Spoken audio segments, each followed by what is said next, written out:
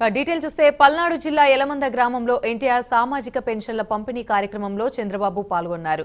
ఎల్లమంద గ్రామంలో 2 కుటుంబాలకు చెందిన పెన్షన్ లబ్ధిదారుల ఇళ్లకు వెళ్లి పెన్షన్లు అందజేశారు. వారి కష్ట సుఖాలను తెలుసుకున్నారు. ఈ కార్యక్రమంలో భాగంగా పెన్షన్ల పంపిణీ బహిరంగ సభలో పాల్గొనున్నారు. అనంతరం పల్నాడు జిల్లా అధికారులు, ప్రజాప్రతినిధులతో సీఎం చంద్రబాబు సమావేశం కానున్నారు.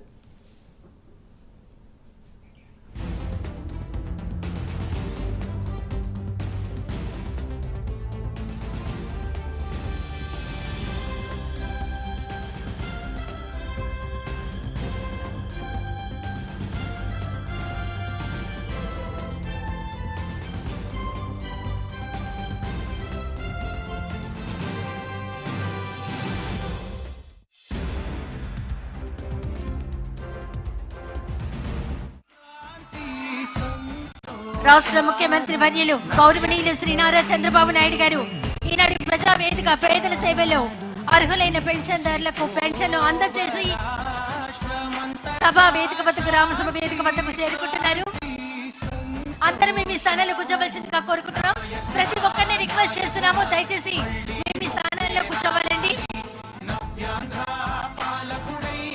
ఎవరు లేచి నిలబడవద్దు, మీ స్థానంలో కూర్చోవలసిందిగా కోరుతున్నాం. దయచేసి అందరినీ కోరుతున్నామండి, మీ స్థానంలో కూర్చోవాలండి.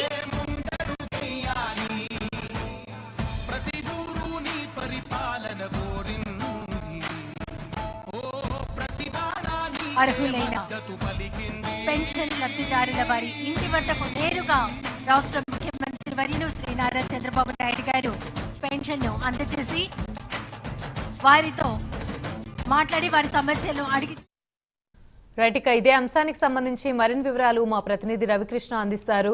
రవికృష్ణ, పల్నాడు జిల్లా ఎల్లమంద గ్రామంలో ఎన్టీఆర్ సామాజిక పెన్షన్ల పంపిణీ కార్యక్రమంలో చంద్రబాబు పాల్గొన్నారు. దీనికి సంబంధించి పూర్తి అప్డేట్స్ ఏంటి?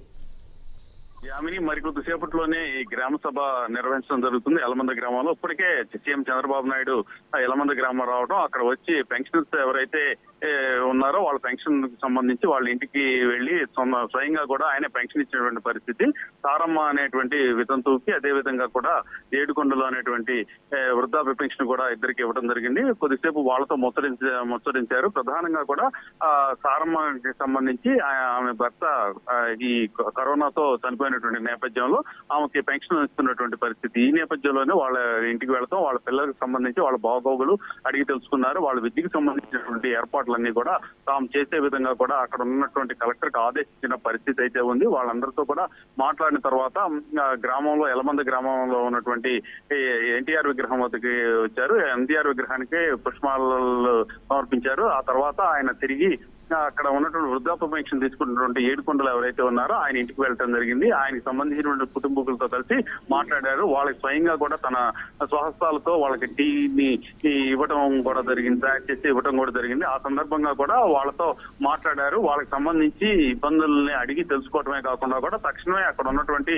జిల్లా కలెక్టర్ ఎవరైతే ఉన్నారో ఆయనకి ఆదేశాలు కూడా ఇచ్చినటువంటి పరిస్థితి అయితే ఉంది. ప్రధానంగా కూడా ఆయన అయితే మాత్రం తమకు ఇంటికి సంబంధించిన సమస్య ఉన్నట్లు ఆ ఇంటి నిర్మాణానికి సాయం చేయవలసిందిగా కోరుతాం అన్నట్లు కూడా మనతో ఎక్స్క్లూజివ్ గా ఇచ్చిన ఇంటర్వ్యూ ఫేస్ టు ఫేస్ లో ఆయన చెప్పినటువంటి పరిస్థితి అయితే ఉంది. ఈ ఏడుకొండలు ప్రెసెంట్ అదే విషయాన్ని కూడా ఆయన సీఎం చంద్రబాబుతో నాయుడుతో మాట్లాడారు అంటే తెలుస్తుంది. ఆ తర్వాత అక్కడ గ్రామానికి సంబంధించి అక్కడ ఉన్నటువంటి కోదండరామస్వామి ఆలయం ఏదైతే ఉందో అక్కడ ఆలయానికి రావడం జరిగింది. ఆ ఆలయం వద్ద అక్కడ ఉన్నటువంటి అర్చకులు అయితే మాత్రం పూర్ణకుంభంతో సీఎం చంద్రబాబు నాయుడికి స్వాగతం పలికారు. ఆ తర్వాత అక్కడ ఉన్నటువంటి ఆలయంలోకి వెళ్లి స్వామివారిని కోదండరామ ఆలయంలో ఉన్నటువంటి స్వామివారిని దర్శించుకున్నారు. ఆ తర్వాత ఇక్కడికి రావటం అనేది జరిగింది. అంటే ఈ సమయంలో ఆయన లంచ్ కి వెళ్ళుంటారు అని అయితే భావిస్తున్నారు. అంటే ఒక 5-10 నిమిషాల్లో ఈ ప్రజావేదిక ఏదైతే ఎల్లమంద గ్రామంలో ఏర్పాటు చేసినటువంటి ప్రజావేదిక ఏదైతే ఉందో ఆ ప్రజావేదిక వద్దకు వస్తారు. ఎల్లమంద గ్రామానికి సంబంధించినటువంటి సమస్యలు ఏవైతే ఉన్నాయో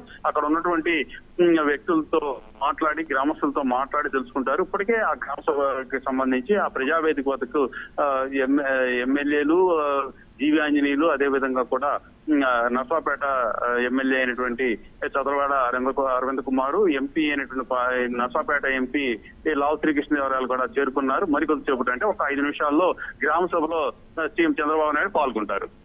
రైట్, థ్యాంక్ యూ రవికృష్ణ.